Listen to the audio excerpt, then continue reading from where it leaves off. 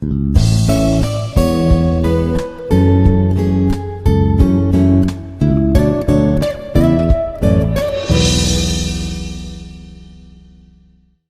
сайн байна уу? Би энэ зүч подкастын маань 2 дахь дугаар одоо эхлэхэд бэлэн болсон байна. За өнөөдрийн бидний зочин бол эмзэн ухааны доктор профессор Ангаахын шинжлэх ухааны үндэсний их сургуулийн эмзэн сургуулийн багш, их жаргал багш маань хүрэлцэн ирсэн байна.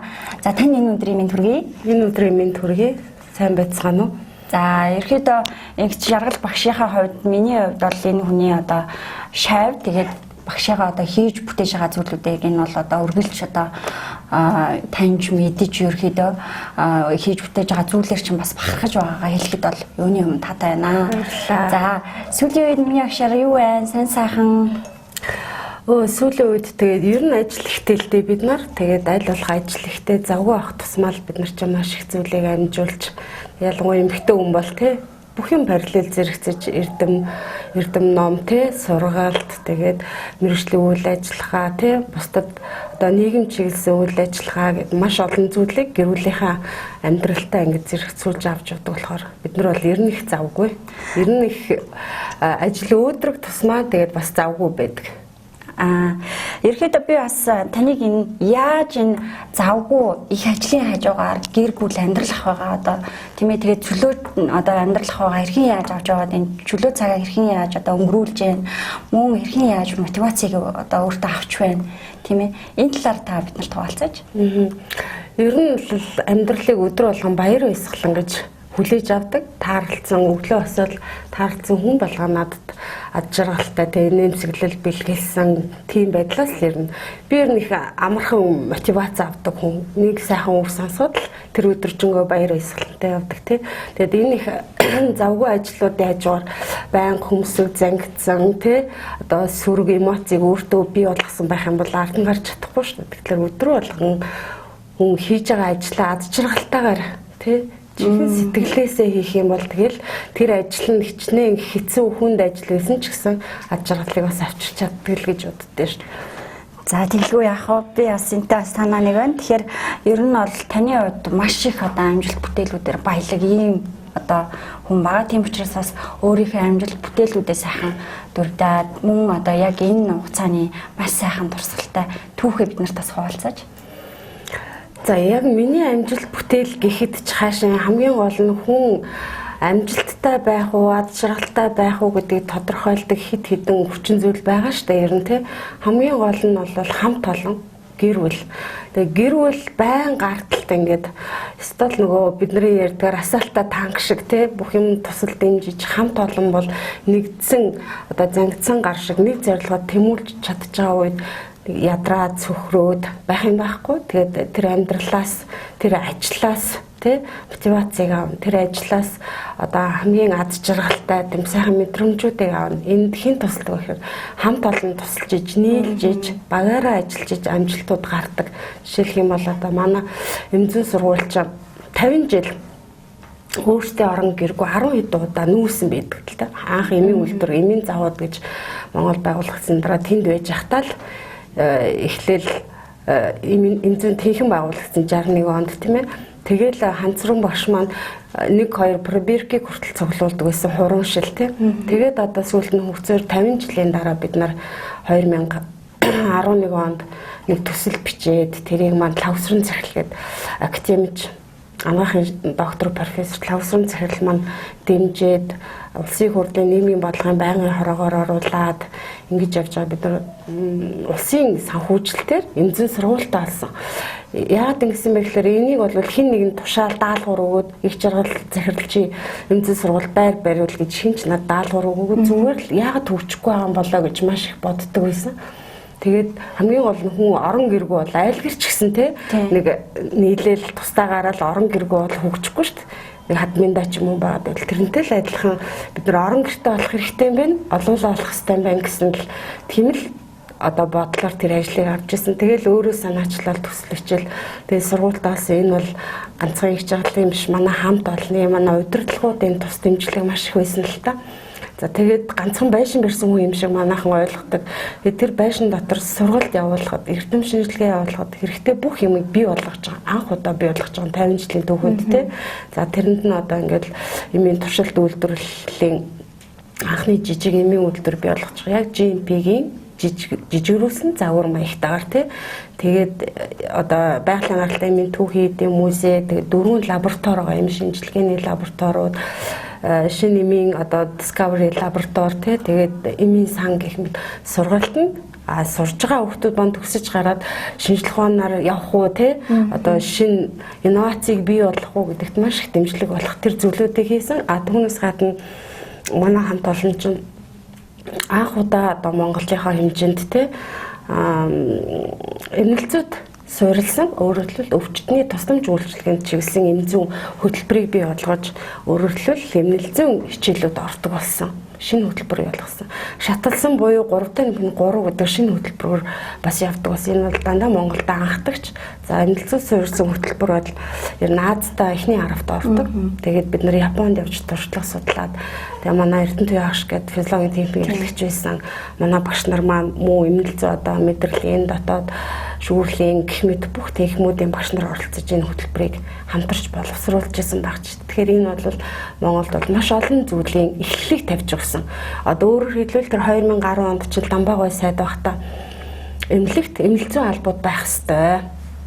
Тэ энэ 460 дугаар тогтоол гэдэг маш чухал тогтоол бий болгосон. Тэгээд ажлын байрны тодорхойлтыг анх удаа гаргаад одоо эмнэлгүүд эмзэн албатай байна. Ялангуяа 3 дугаар шатлалын лавлаа шатлалын эмнэлгүүд бүсийн онцлогоо эмчилгээний төвүүд гэдэг.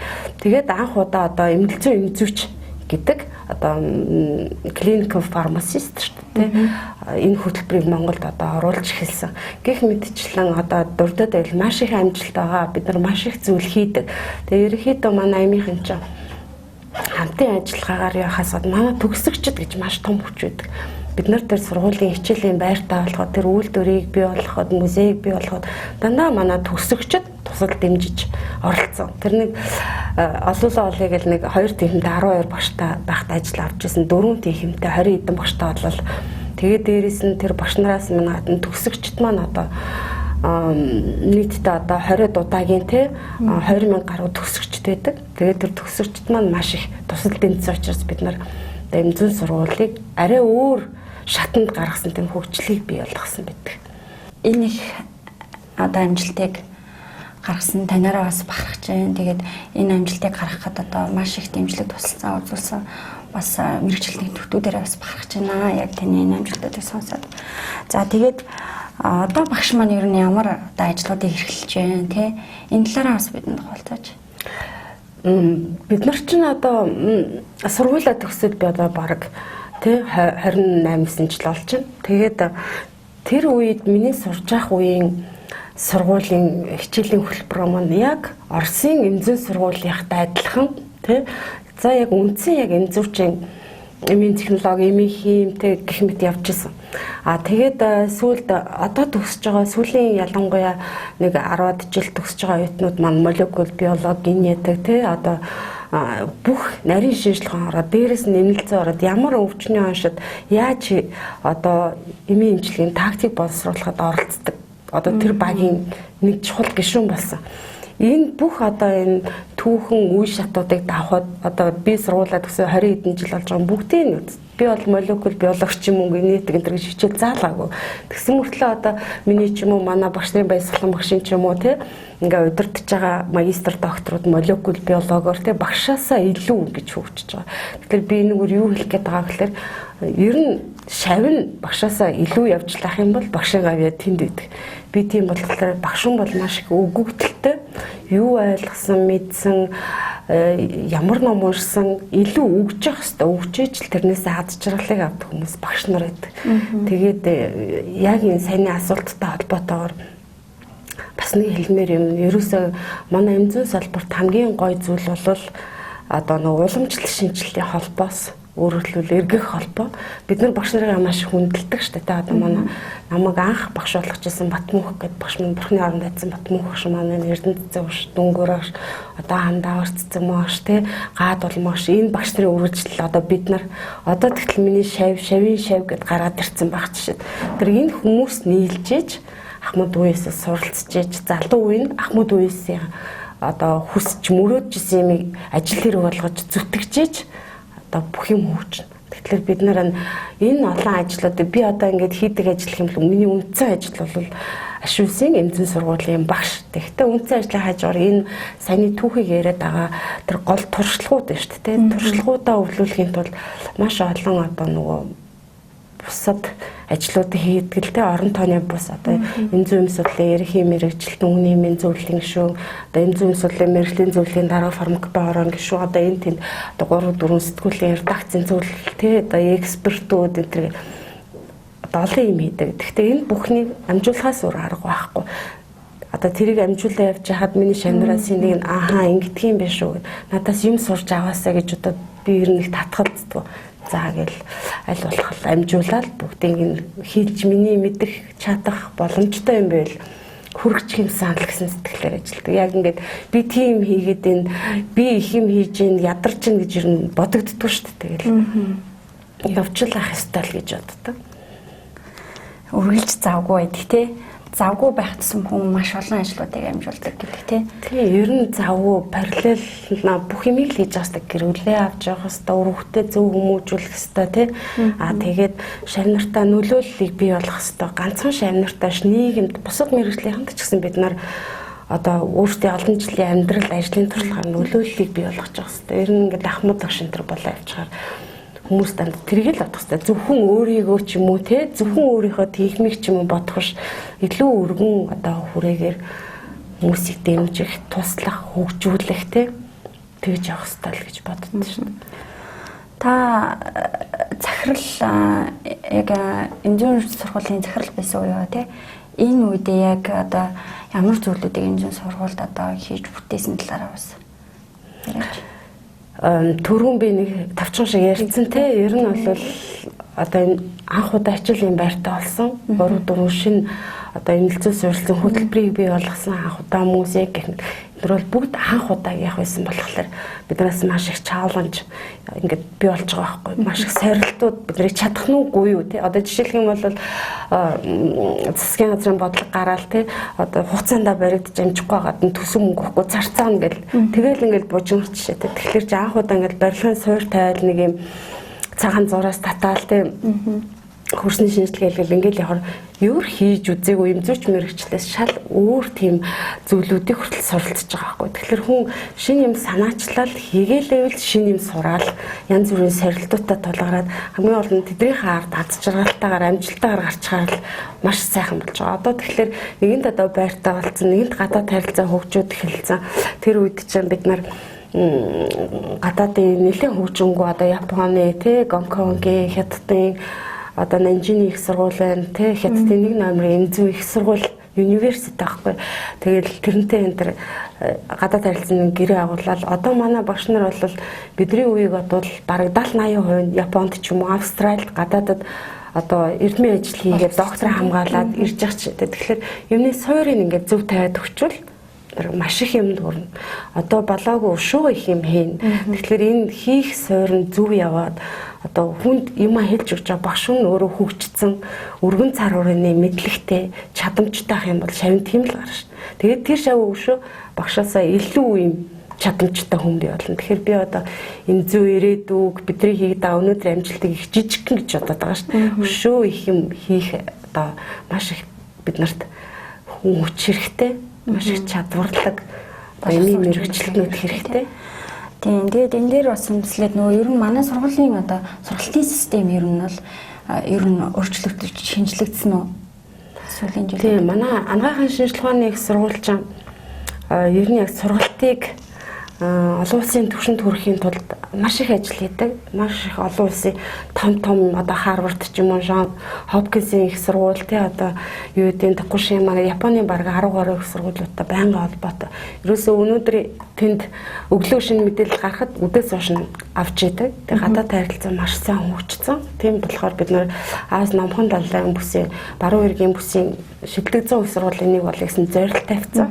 Багшийн ажлыг үнэлэх, сурж байгаа оюутны сурлагыг үнэлэх аргууд хүртэл өөрчлөгдсөн. Тэгэхээр бид нар бол Монголынхон одоо тэргүүлэх их сургууль тий одоо манай эмзэн сургууль дээр дотор Монголынхон тэргүүлэгч эмзэн сургууль болохынхоо хувьд бүх одоо шин зүйлийг нутагшуулах тий одоо сургалт оюутан яавал хүн болох вэ тий яавал хүний төлөө одоо мэрэгжилтэй сэтгэлтэй чадамжтай тийм мэрэгжилтэн байж чадах вэ гэдэг талаас нь маш их одоо шинэ хөтөлбөр, шинэ сургалтын аргууд сургах технологи гэж байна тий.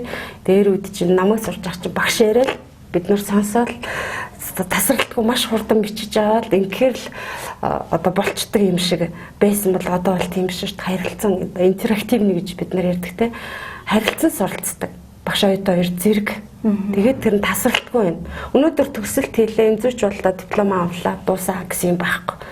Төгсөлт хийлээ, тасралтгүй одоо сургалт гэж ярьдаг шүү дээ. Тэр одоо манай эрүүл мэндийн хөгжлийн төв дээр хариуцдаг шүү дээ. Тэгээ дээрэс нь манай одоо мэрэгжлийн холбоод нийгэмлэгүүдийг чадваржуулах юм бол тэд нар бас энэ мэрэгчлэлтнийхээ хөгжилд маш их үүрэг аргалтай байх хэрэгтэй.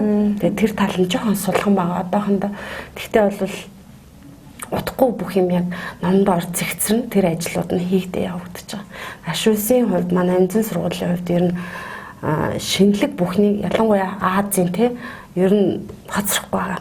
Жишээлх юм бол одоо фармакоэкономист гэдэг Монгол ерөөсөө байхгүйсэн одоо эми эдийн засагч тий тэр бий болж байна. Эмзэн салбар чинь дотроо баг 30 хэдэн салбар болсон. Цөмийн эмзүүрч, уламжлалтын эмзүүрч, тий генетикийн эмзүүрч гэдэг. Генетикээс нь хамааруулж одоо эмчилгээний тактик зааж өгнө шүү дээ. Тэгэхээр энэ бүх чиглэл рүү бид нар явж байгаа. Тэгэхээр одоо яг эмзүүч хүний хамгийн чухал одоо чадварууд нь яг ямар чадваруудтай байх хэрэгтэй юм бол төгсөж харж байгаа одоо эмзүүч нар ер нь ямар чадваруудыг илүү их одоо авч төгсөж байгаа бол 2012 онд Монгол улсын эрүүл мэндийн салбарын мэрэгчлэнүүд стандартыг боловсруулах ажлын эсэг гараад одоо боловсруулалтын яам стандарт хэмжлэн үндэсний төв эрүүл мэндийн яам тэрээс хамтраад эрүүл мэндийн мэрэгчлүүд стандарт гарсан. Тэн дээр эми мэрэгчлэлний стандарт гэж байгаа. Тэн дээр бол эмзүүч мэрэгчлэлтэй хэн байх вэ? Юунд зориулагдсан мэрэгчлэн байх вэ гэдгийг заагаад өгсөн. Тэн дээр бол мэдлэгтэй, чадвартай, хандлагатай гэж заасан. Тэгэхдээ хандлага нь хэдэн хувь байх хэвтэй. Мэргэжлийн хэдэн хувь байх IQ юм уу, EQ юм уу? Тэрийг бол 12 онд тэр стандартаар нарийн тусгаагүй. Тэгээд тэрнээс гадна за тэр стандарт төр нэгдүгээрт нь заагдсан байдаг тэр 3 зүйл. Тэрнээс гадна би нэг 2009 оноос хойш ер нь цуврал лекцүүд ингээ боловсруулад энэ тэнд урагдсан байдлаар нэг одоо тэр лекцүүдээ уншиж авсан, зарим нь хэвлэгдсэн. Тэрний нэг лекц нь хамгийн ихнийх нь бол эмзүүчийн үнцэн гэсэн тексттэй value of the pharmacist гэх дараагийнх нь эмзүүчийн image гэж байгаа. Эмзүүч хүний дүр төрх ямар ах хэвтэй. Одоо бид нар нэг эмч хүн гэхээр нэг чагнуур зүрсэн цагаан халаатай нэг гой хүнийг шууд ингээ хүн болгон тархин төсөөлөгддөг. Тэр шиг эмзүүч гэхээр хэн төсөөлөгдөх хамгийн түрүүн гэдэг маш их бодож, маш их юм уншиж бэлдсэн. Ингээд сурал лекцүүд нэг 10 хэдэн лекцтэй. Тэрний эхний хоёр нь яг энэ ямар эмзүүч чадвартай ах хэвтэй гэдэг тэр. Тэгэхээр эмзүүчний хамгийн гол чадвар бол өвчтөн үнийг мэдрэх тий одоо эмч өвчтөн хоёрын дунд гүүр болох тийм чадвар. Хэн гүүр болох юм гэхээр сэтгэлтэй хүн. Тэрийг мэдрэж чадах хүн. Дараа нь хэн тэгж чадах юм дахиад нөгөө мэрэгжлийн цогц чадамжтай хүн байх хэрэгтэй гэсэн утгыг тэр харуулсан лекц байгаа. Тэгээд нэлээд ингээд тоо баримтаар тэрийг нотлох гэж оролцсон тий. Тэгээд тэр нь эмзүү сэтгүүл эмзүү эм судал сэтгүүл энэ төр хэвлэгдсэн байгаа л да. Тэгэхээр тэр бол миний харж байгаа үнцэг гэсэн стандартаас гадна. Тэгэхээр бид нэр ойлголоо шүү дээ. Стандартаар бол 3 юм байдаг. Дээрээс нь эмзүүч дүр төрхөө бий болгох үнцэнтэй ахын тулд мэрэгжлийн цогц чадамжтай байх хэрэгтэй.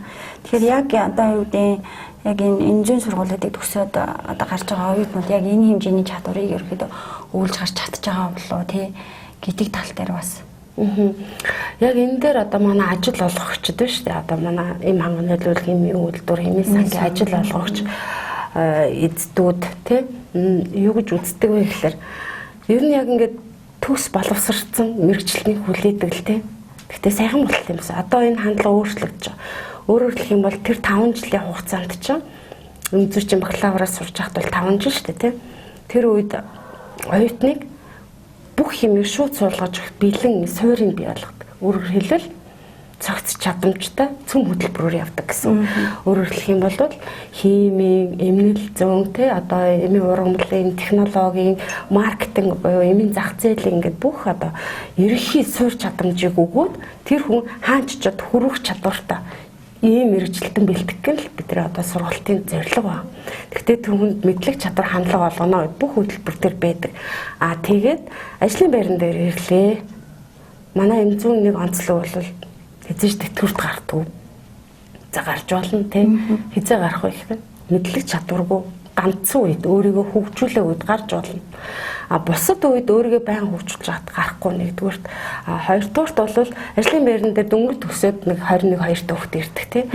Тэгэхээр шинэ уур амьсгал багш нараас өөр одоо тий одоо босс өөр одоо удирдагчийн доор өөр хамт олонны доор хүн өөрөө тэр орчинд хөрвөх юм чадвартай тийм хүн байх хэрэгтэй. Тэрнээс биш олон улсад ч гэсэн бид нар мэдээж ингээд үйлдвэр дээр эмийн сан дээр ингээд дадлага хийж байгаа, дадлагчж байгаа тэр хүүхд гардан юм хийж чаддаг болно гэсэн.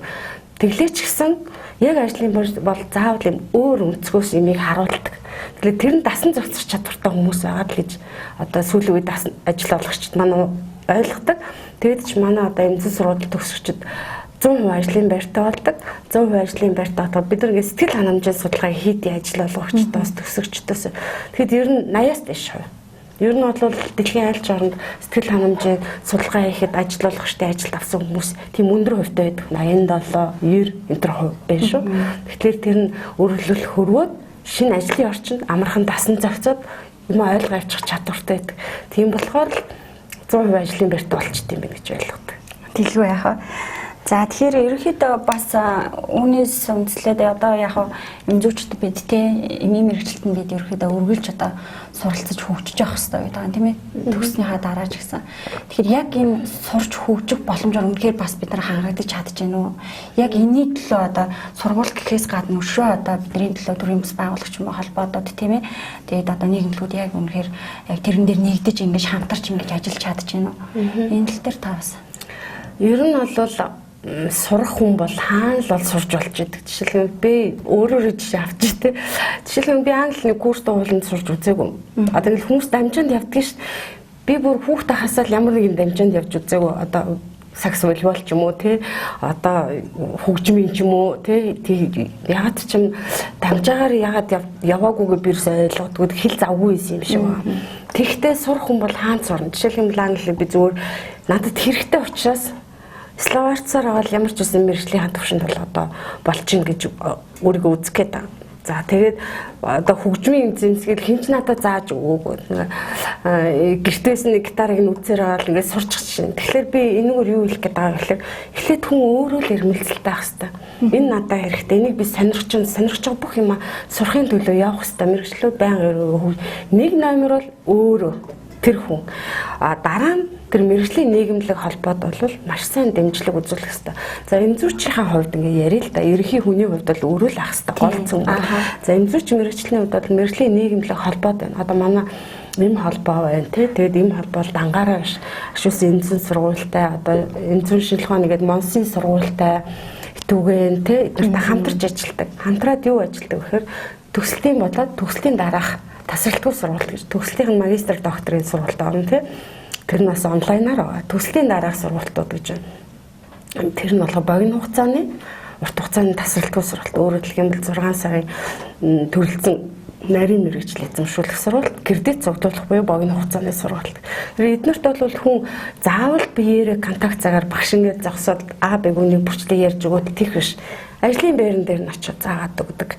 Одоо сурагч багш нар байна тий. Одоо GMP-гээр жишээлх юм бол бид нар зохиогч эрэхтэй. GMP-гийн сургалтыг анх одоо дэлхийн эрүүл мэндийн байгууллага яаж тэр сургалтыг явуулдаг яг тэр сургалтыг нь CGP бид нар ийм юмыг үйлдвэрт ажиллаж байгаа зүүч төгстэй гэ гаргаад зохиогч ирэх авцсан багч. Тэгэх юм бол бусад сургалтууд байна. Ёс зүйн тэр одоо сэтгэл зүйч, хуульч те бусад мэргэжлийн хамтраад тасралтгүй сургалт явуулдаг ийм сургалт. 3 дугаар нэг онцлог бол орчин үеийн одоо мэдээллийн технологи хөгжсөн болохоор медиа ашиглаад онлайн сургалт, сайбер сургалтууд маш их болсон. Тэгэхээр хүн бол суръя л гэх юм бол онлайнаар сурч болно. Тэгэхээр ингээд тасралтгүй хөгжөд янз бүрийн дэмжлэг үзүүлэх те одоо янз бүрийн мотивац болох зүйлүүд бол их болсон. Тэр болгон дээр одоо мэргэжлийн нийгэмлэг холбоод хамтарч маш их ажиллаж байгаа.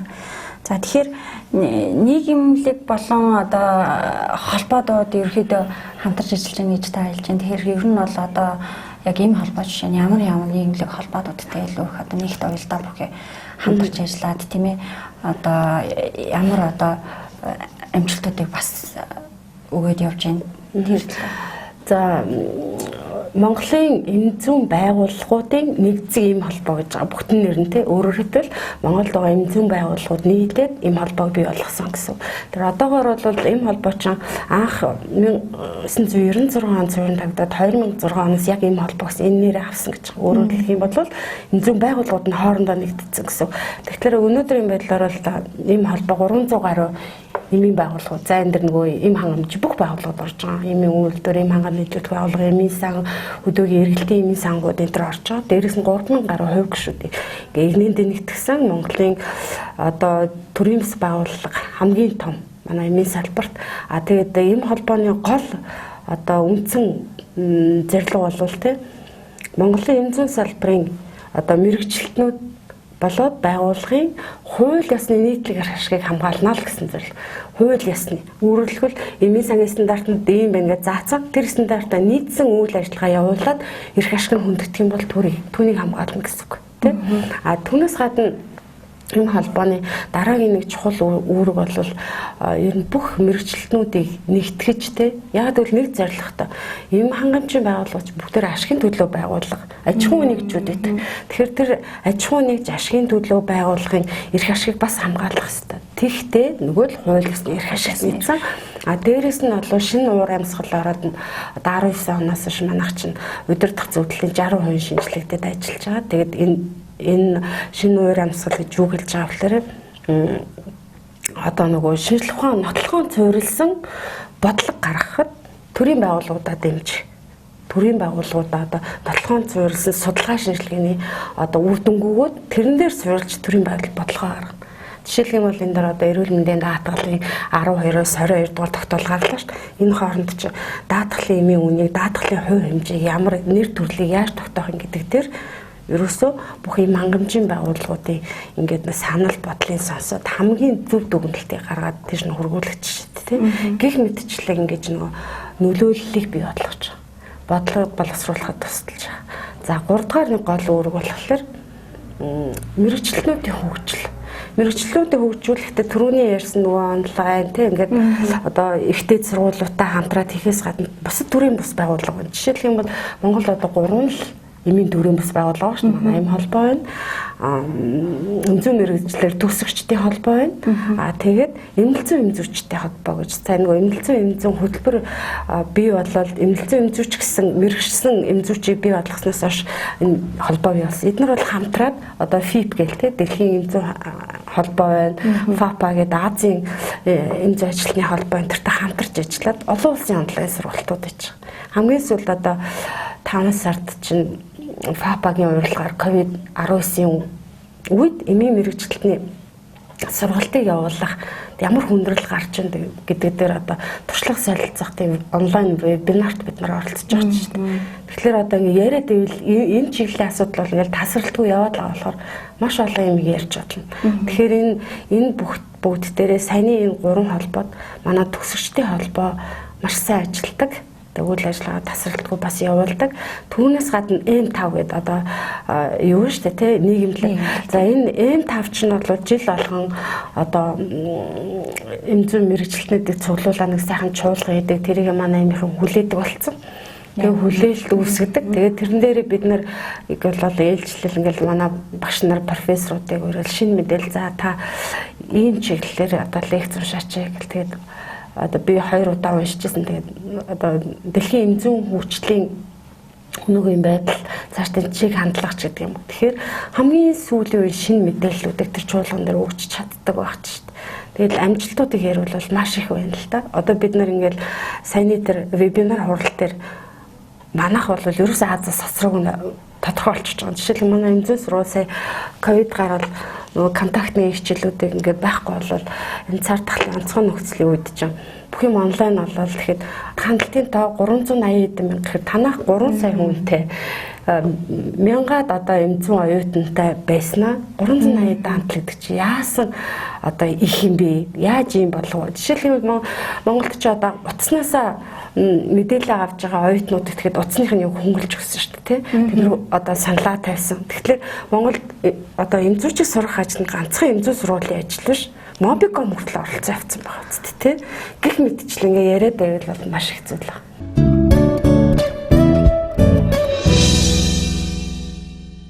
За тэгээд дараагийн нэг асуудал бол эмзүүн салбарт одоо тулгамдж байгаа маш олон асуудлууд байдаг тийм. Яг энэ асуудлууд дээр та хэрхэн яаж өрнө бол ажиллаж байна? Би зүгээр ингээл хийж байгаа ажлуудаас гадна зүгээр эмзүүч гэсэн эмзүүн мэрэгчлээ хайртай хүний хувьд санаа зовж явдаг хэд хэдэн асуудал байт юм.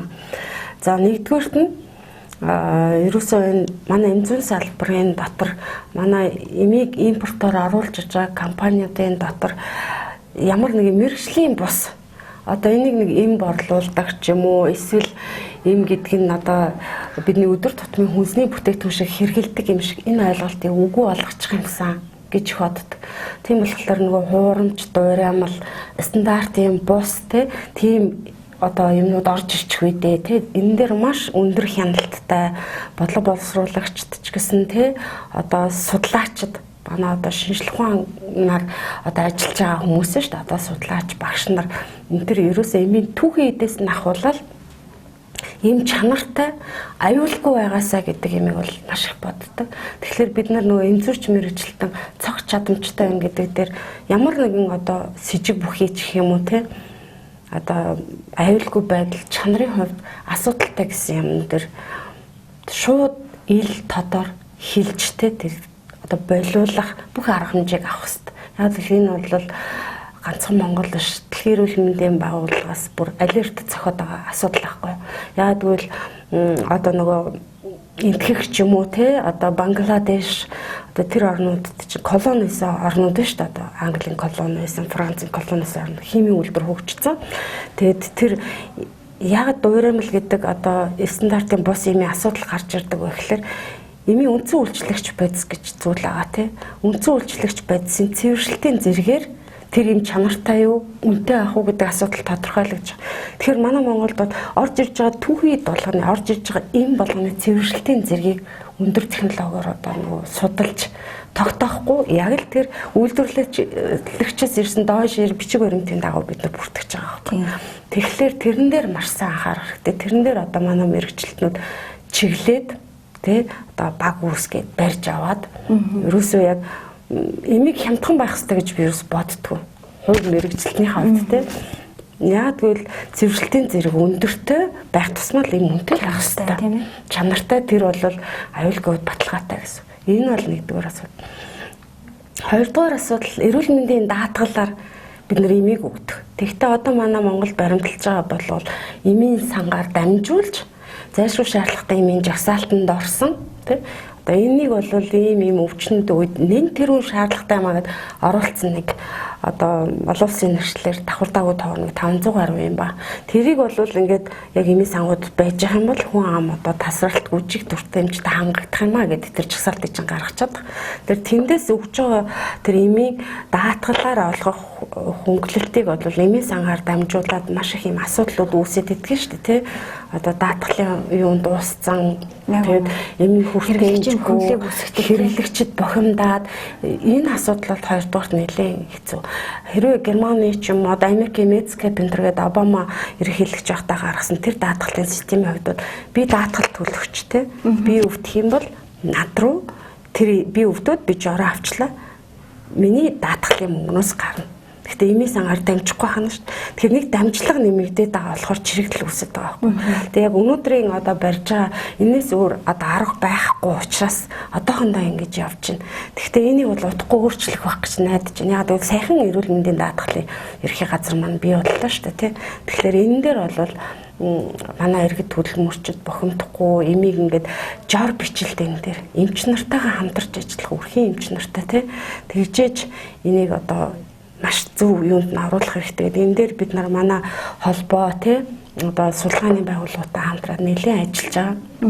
Тэгээ энийг бас аятайхан зөв болгочих юмсан. Яагаад гэвэл даатгуулагч тий одоо өөрийнхөө шаардлагатай хэрэгцээтэй яг эмчийн бичиж өгсөн эмээ авч чадахгүй очлоо 2-3 өдөр очлоод өнгөрчлөө гэдэг чинь. Хэрвээ би даатгуулагч мөн л бол би эрүүл мэндийн даатгалын татвараа төлсөн л бол шимтгэлээ төлсөн л бол тэрнээс эмээ авч чаддаг хүнд хүртээмжтэй байх юмсан гэсэн. Энэ хоёр дахь асуудал. Гурав дахь асуудал одоо манай нөгөө нэг эмзэн салбарын тулгамдсан юм ярьж байгаа шүү дээ. Манай дээр одоо сүүлийн үе тусгай зөвшөөрөл гэдэг юм маш их.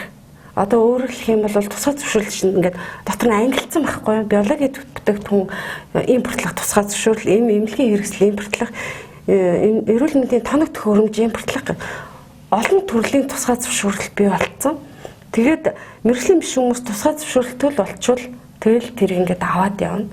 Тэгэхээр энийг маш сайн цензуур тавьж маш цөөхөн тий маш өндөр шалгууртай, өндөр хяналттай болохгүй бол одоо нэг дурын нэг байшинд тий нэг одоо над дээр хүртэл одоо кино найруулагч ил юм хангамжийн тусгай зөвшөөрөл яаж үзэлтгүү зөвлөдөх гэл ингээ явж байгаа чинь тэрнээс л бид нар хамгаалмаар байгаа байхгүй юу. Тэр хүнээс чинь тэр нөгөө нэг цаг чадамжийг нэхэх боломжгүй. Тэр хүнээс одоо GMP шаардах боломжгүй. Тэ GLP шаардах боломжгүй юм болчиход байгаа байхгүй. Тэгэхээр энэ дээр бас нэлээд анхаарах хэрэгтэй гэж боддог. За дараагийн 4 дахь тулгамдж байгаа асуудал энэ олон хувийн ихтэй сургуулиуд. Одоо эмзүүч мэргэжилтийн чинь сайхан одоо фэйсбүүкээр яваад шүү дээ. Одоо эмзүүчийн диплом гаргаж өгнө гинэ. Одоо яаж гаргаж өгтий? Одоо тэр яг медиаг бол яг энэ фэйс дээр яваад байгаа юмыг мэргэжлийн хяналт бол юу явах боломжгүй юм билээ. Тэгэхээр манай холбоо энтрес бол мэргэжлийн хяналттай хамтарч ажилладаг. Тэр мэдээллүүдийг бол өгдөг, хяналт үнэлгээ хийхэд одоо гишүүнчлэр орон тойрны бусаар явж болдог энэ төр юмнууд байгаа. Тэгэхдээ одоо энэ мэргэжилтэн бэлтгэхтэр ерөөсөө л яг үнэхээр тэр цаг чадамжийг өгөхгүйгээр гаргаад байгаа юмнууд байгаагаас мэргэжлийн алдаа гарах, ёс зүйн алдаа гарах юмнууд өөрөөр хэлбэл эмзүүч хүний одоо мэргэжлийн яс зүгж маш өндөр яг эмчүүнтэй адилхан тийм яг бол тэр эмчилгээний багт орж явж байгаа болохоор зүйлээд тэр бол ингээ алдагдах гэдэг байх. Одоо баг 8-9 тэм сургуулиуд зарим нь онлайнаар бэлтгэнэ. Тэгээд эмзүүн тэр их гардан хийж сурах хэрэгтэй одоо гардан үйлдлийн жагсаалтууд эдэн шүү. Тэр чадамж бол эзэмшихгүй. Тэгээд тийм хүмүүс бид нар юм өндөр шаардлага тавьж болохгүй харахад ижлэгийн дипломтой байдаг. Энэ асуудлыг бол цэгцлэх хэрэгтэй гэж бодоод байна. Тэгээд нэг цэгцлэхийн үед бид нар бол одоо манай холбоон дээр IT-ийн том компанитай хамтраад одоо эмзүүч мэргэжилтний хүний нөөцийн судалгаа гэх байнга тогтмол шинжилэгдээд байж байгаа. Хүний нөөцийн байршил, хөдөлгөөн, шилжилт хөдөлгөөн биш. Одоо чи эмзүүч байхад нэг эмийн сан дээр чинь нэрээд нэг компани дээр бас нэг чи явж идэг. Энийг үгүй болгохын тулд ажиллаж байгаа. Тэгэхээр хүний нөөцийн байршил, хөдөлгөөн бол энэ ийм замбраагүй байдлыг аяндаа зохицлно. Тэгээд энэ хүний лицензэн дуусч байгаа үг нь харагдчихэдэг. Лицензэн дууссан бол 2-3 газар ингээ нэрний яваад 2-3 газараас ингээ цалин аваад тэгэнгუთ тэр нөгөө хүний чинь лицензэн төрүүлсэн мэргэжлийн бас хүмүүс ч ажиллал дураараа авирлал тий. Иймэрхүү юмнууд байгаа. Тэгэхээр энэ дүр бол хамгийн гол эхлээд чанар аюулгүй байдал тий. Дараа нь даатгалын систем, даатгалын тогтолцооны асуудал. Тэгээд мэргэжилтэн эдгээр энэ дөрвөн асуудлыг бид нар агүй сайн зохицуулж юм бол энэ зугаа ойлтралтай орно гэж байна. Харин миний хувьд ч гэсэн бас эдгээр дээр бас санаа зовж л явдیں۔ Тэр тусмаа одоо яг энэ эмийн мэргэжилтэн биш вэ гэж одоо тий зурагт телевиз хараад байгаараа одоо юу гэдгийг орол одоо сурталчлаад яваад идэг тий тэр нөхдүүдтэй бид нар одоо яаж хариуцлага тооцох хэвтэй. Яг энэ тал дээр бол одоо цаашдаа бид нар дуу хоолой өргөхгүй юм хэрэггүй байна. Энэ дээр аюу сэтгэл өвдөж байгаа юм нь бол. Тийм нөгөө Монгол улсын эмнэлгийн хэрэгслийн тухай хуулийн хамгийн сүүлийн шинжилсэн найруулга дээр чи ер нь бол жороор олох юмыг хизээч олон нийтийн мэдээлэл хэрэгсээ сурталчлах ёсгүй. Жоргүй юмыг бол болно гэж байгаа. Тэгэхдээ жоргүй юм дотроо бас одоо ангилах шаардлага тулгарч байгаа бид нарт. Эмнэлгийн хэрэгслийг ч гэсэн маш их рекламдж байгаа. Биологийн идэвхт нэмэлт бүтээгдэхүүнийг бас их рекламдж. Тэр энийг бид нар бол сайхан мэргэжлийн хяналтын газартаа ярьсан. Тэгээд яг тэр сурталчилгааны тухай хууль гэж байна шүү дээ. Тэгээд бас манай нөгөө нэг эмнэлгийн хэрэгслийн хуульд нийцүүлэхээс гадна зөрчлийн тухай хууль гэдэг юмар арга хэмжээ аваад өнгөрчдөг. Тэгэл тэр хуулиар арга хэмжээ авахулаад торгуулчаал дараа нь дахиад нөгөөтгөө яадаг. Гэхдээ бид нар нэлээ их тэмцэл ажил хийгээд одоо Alif Max ч гэдэг юм уу те хүний биед орох гих мэд зарим юмнуудыг бол ер нь зогсоосон. Зогсоохоос өөр аргагүй. Яагаад гэвэл тэр чинь хүн болгоны одоо индивидуалист хувь хүний онцлогт таарсан тэр зүлэгчний жоргүй байгаа ч гэсэн. Тэгэхээр тэрийг ингээд олон нийтийн мэдээлэл хэрэгслэр бүх эмэгтэйчүүд адилхан юм шиг тэгж яаж болохгүй. Тэгээ ямар нэгэн асуудал гарвал хариуцах эзэнгүй болчих гэдэг. Тэгэхээр энэ юмнууд дээр бол ажиллаад одоо фейсээр юм гарах юм бол за тэрний эзний нолж сошиал хүртэл одоо нийлэлтэй явдаг болсон. Сошиал бол маш их явж байгаа. Тэгээд энэ асуудал бол нэлээд хурцаар яригдж байгаа. Одоо тэгээд манай хуулийн шинжилсэн найруулга боловсрогдоод ер нь өргөн баригдаа явж байгаа. Тэн дээр ч гэсэн заалт орж ирсэн баг. За энэ их сайхан ажил байна. Энэ ажил хурдан одоо одоо юу гэдэг үйлчлэлтэй болол бидэрт маш их хэрэгтэй. Тийм одоо бидний одоо шинэ их парламент маань одоо хэлэлцэх асуудалтай оруулаад өгөх юм бол гайгүй болчих واخ гэж найдаж байгаа шүү дээ. Ер нь бол өргөн баригдаа нэлээд удаж байгаа. Хэлэлцэх асуудал руу орж амжихгүй тэгээд байнгын хороод ороод явж байгаа л ингээд парламент маань хугацаанд тусчлаа тий. Тэгээд бид нар энэ одоо манай эмийн салбар яавал яг хөгжлийнхаа зөв гайлралт өнөөдөр бол маш хурдтай хөгжиж байгаа. Тэгэхээр манай төр засгийн бодлогын дэмжлэг маш чухал. Жишээлх юм бол зөвхөн жишээ ярил л да энэ дэр те. Одоо газар тариалан эрхлэгчид гэхтэл те одоо нөөцөс чөлөөлүүлэх юм гэл явдаг. Эсвэл одоо тодорхой хэмжээгээр хөнгөлөлт дэмжлэг ингээд төрөөс авч чаддаг. Тэгэхээр 1990 оноос манай амжилт салбар хувьд гараад эмийн сангуудыг ингээд худалдаж аваад тэрнээс хойш бүх одоо эмийн асуудлаа эмээр хангах одоо эмнэлгүүдийг эмнэлгийн байгууллагуудыг тий том жижиг хувь хувьсгалын бүгд одоо хүн амыг одоо нэг одоо хүн болгоныг эмээр хангах асуудлыг нуруунд дээр өвөрч авч байгаа. Тэгээд нэг удаач нөөт тэглүүлэх ч юм уу татвар хөнгөлөх ч юм уу тийм асуудал баг. Нуруунд дээр аваад яв бүр сурцсан. Тэгээ эмийн асуудал гарахаар эмийнхэн болохгүй юм гэдэг нэг ийм байдал бий болдог. Тэгээ одоо нөгөө нэг эмийн холбооны юу ажиллаж байгаа бас нэг хэсэг бол энэ байхгүй. Жишээлбэл Бамакагийн төслөөр эргэлтийн эмийн сан гэж хөдөө орон нутгийн одоо 333 суманд маань ингэ нэг бий болгосон.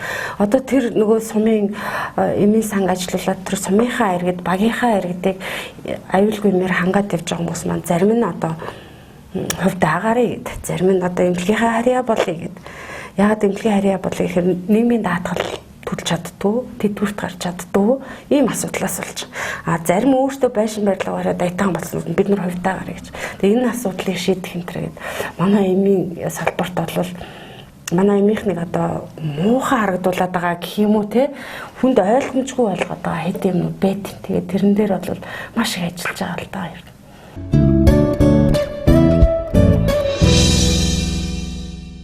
Хамгийн сүүлийн одоо асуулт бол зочны асуулт одоо байдаг. Тэгээд өмнөдөө бас зочин маань дараагийн одоо подкастт орох хүнийг бас урих ийм одоо хугацаа байдаг. Тэгээ энэнд та хэнийг урих уу?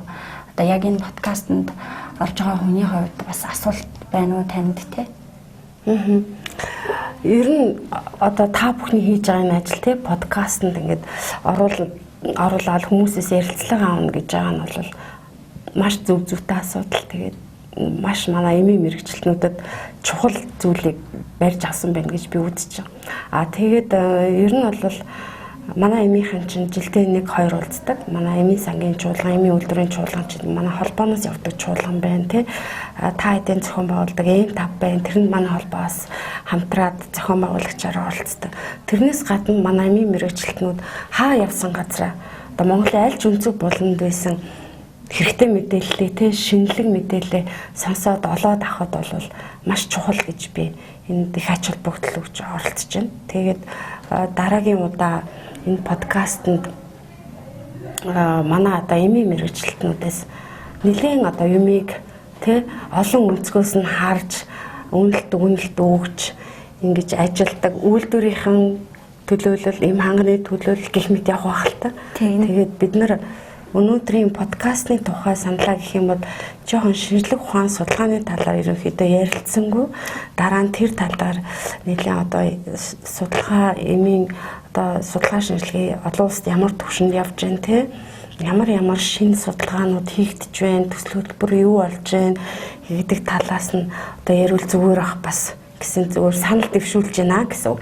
Тэгээд би дараагийн подкастэнд бол миний бас нэг Монголын одоо эмзэн салбарт одоо GMP-г нэвтрүүлэхэд маш их үүрэг оролтой ажилласан одоо Иваны Балжиним гэж залууг урьж байна. Урихыг хүсэж байна. Баярлалаа. Би бас өрөөсэй гэж бодож байсан үний маань маш манай багш маань манай эмийн үйлдвэрийн салбар төгсөөл 1997 онд төгсөөл одоо 20 хэдэн жил тасралтгүй ажиллаж байгаа. Тэгээд эмийн үйлдвэр GMP гэж юу юм гэдэг хит хитэн төсөл хэрэгжүүлээд Монголд анх GMP-гийн батламж өгөх эмийн үйлдвэрүүд бий болоход маш сайн одоо нөгөө мэргэжилтэн байж тэ маш сайн ажилласан. Тэгээд тэр талаас өргөн туршлагатай ажлын туршлагатай хүн учраас оролцоосай гэж хүсэж байна. За баярлалаа. За тэгээд юуны өмнө бидний одоо урилгыг хүлээж аваад хүрэлцэн ирсэн багштаа баярлалаа. Маш сайхан зөвлөө мэдээллийг бид нарт бас өгч чадлаа. Тэгээд бидний бас бяцхан бэлэг байгаа. Тэгээд энэхүү подкастыг маань санаачлаад энэхүү подкастыг маань ивэнттэй явж байгаа. Энэ та нийгэмлэгийн зүгээс танд бас бяцхан бэлгийг бас гаргаж өгнө. Баярлалаа. Тэгэхээр ийм сайхан цэцгийг бас танд өгч байна. За мөн мандагийн шилжилтүүд энэ номыг баярлалаа. Тэгээд дээрэс нь болохоор зэрэг бас Молтарм трейдинг оруулж ирдэг Балтаатай Японы үйлдвэрлэгч компани тэднийхээс оруулж ирж байгаа одоо 2000 та витамин С-г 6 шигийг уужж одоо 2000 та тунг одоо бий болгож чаддаг витамин С-г бас танд бэлэглэж байна. За баярлалаа. Энд чи ингэж авч болох уу? Болно. Баярлалаа. За тэгээд таныхаа цаашдын ажил амьдралын сайн сайхан бүхнийг хүсье. Баярлалаа. Танай хамт олонд бас Монголынхоо нийт эм зөрчдийн дашрамд бүгдээрэнд нь ад жаргал хамгийн сайн сайхан бүхнийг хүсье өрөөж мэрэгжилтэд улам өссөн, байнга тасралтгүй хөгжсөн, сайхан мэрэгжлийн эзэн болсон хүмүүс байгаарай гэж хүсье. За баярлалаа. За баярлалаа.